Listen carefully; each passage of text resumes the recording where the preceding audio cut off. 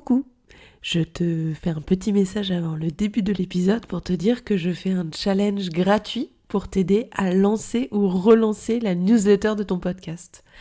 Pendant 5 jours, on va se retrouver 1 heure par jour pour voir comment définir les bases d'une bonne newsletter, aborder des bonnes pratiques d'organisation, voir comment faire grossir ta base d'abonnés, détailler les outils qu'il te faut et construire tout ce dont tu as besoin pour ta prochaine édition. J'ai trop hâte de te retrouver si tu veux nous rejoindre. Le lien est en description de cet épisode. N'hésite pas à en parler autour de toi. Le plus on sera nombreux, le plus ce challenge sera réussi. À très vite.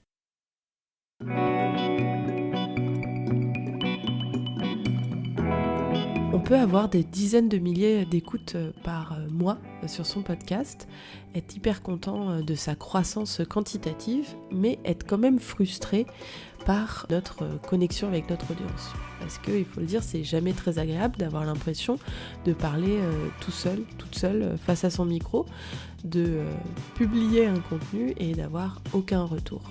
Quand on est dans cette situation-là, c'est qu'il y a une petite difficulté à connecter avec son audience. Et aujourd'hui, j'ai envie de te donner mes conseils pour avoir une meilleure connexion avec les gens qui sont derrière leurs écouteurs. Mais d'abord, j'ai envie de te souhaiter la bienvenue sur Antipop. C'est un podcast qui va t'aider à faire grandir ton propre podcast. Ici, je ne vais pas partager de recettes miracles ou de formules magiques.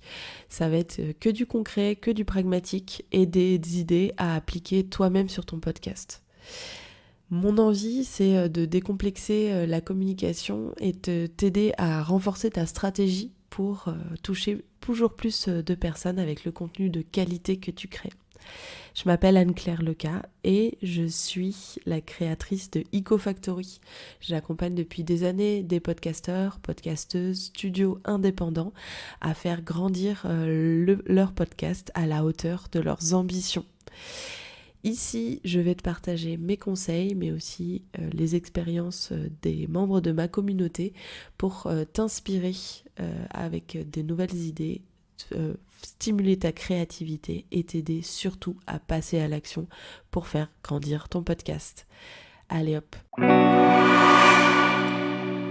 Connecter avec son audience, c'est un bien beau programme, je suis d'accord avec toi, mais c'est toujours un peu difficile de savoir comment s'y prendre. Aujourd'hui, j'ai envie de te proposer 3 actions assez simples qui te permettront d'améliorer la relation qualitative que tu as avec les personnes qui composent ton audience. La première, elle est toute simple, mais c'est de dire que tu as envie de rentrer en conversation avec ces personnes qui t'écoutent. Peut-être que ces gens qui t'écoutent, ils sont un petit peu timides, ils savent pas que toi tu es dans cette disposition-là. De dire j'ai envie de continuer la conversation avec vous, j'ai envie de savoir qui vous êtes. Juste l'exprimer, ça leur donnera la permission pour rentrer en contact avec toi. Peut-être que tu le fais déjà, tu as l'impression de le faire déjà, mais je t'engage à creuser encore plus ces démarches en posant un maximum de questions.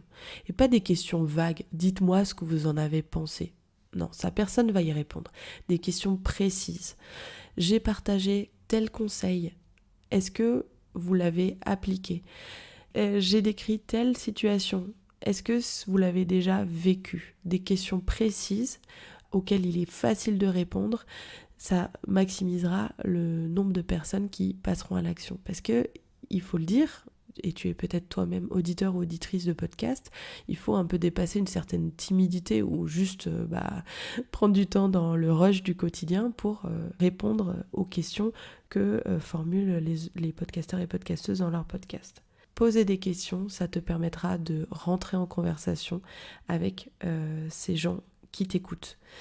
Tu peux poser une question très simple qui permettra de démarrer la conversation et ensuite en fonction de ta disponibilité et de l'appétence de la personne en face, rentrer dans une vraie conversation. Ensuite, tu peux aller encore plus loin et tu peux aussi proposer d'organiser des entretiens en one-to-one. donc des entretiens individuels. Dis j'ai envie de mieux vous connaître.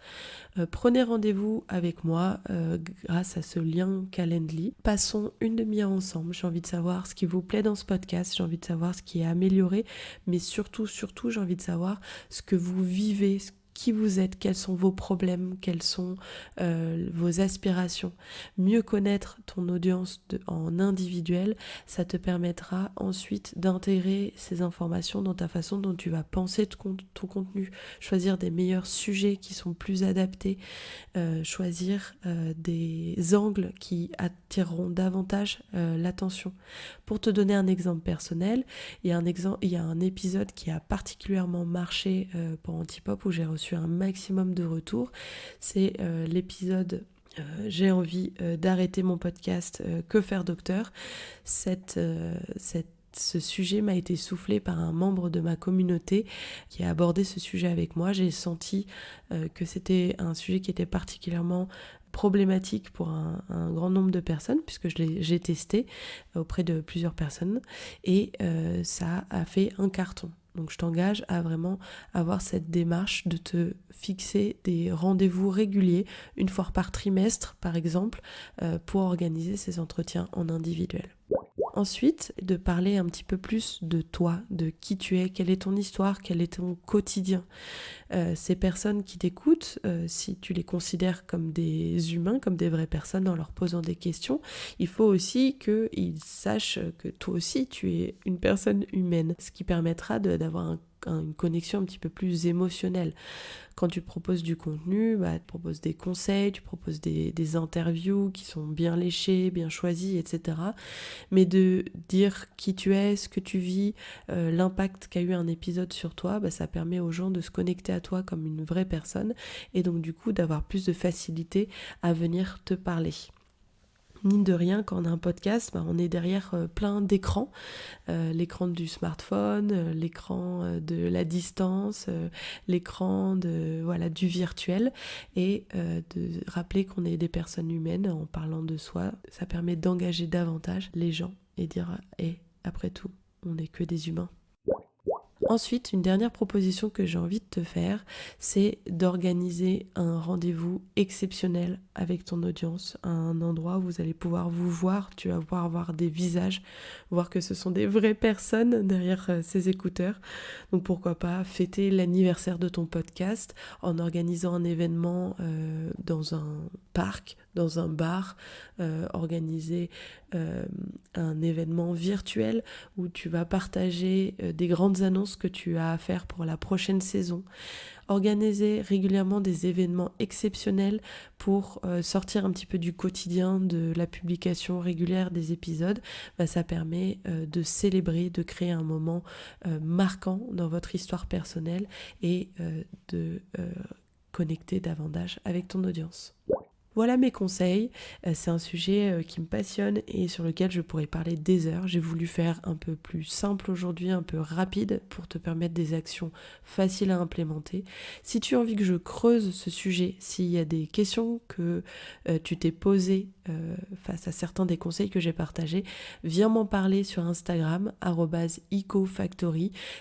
Et ça me permettra de voir que tu es en demande, qu'il y a des personnes qui sont en demande, et j'enregistrerai des nouveaux épisodes où je partagerai des nouveaux conseils dans ma newsletter à laquelle tu peux t'abonner grâce au lien dans la description de cet épisode. J'y partage souvent des bons cas pratiques à suivre et qui te permettent de passer à l'action pour faire grandir ton podcast. Allez, je te dis à très bientôt.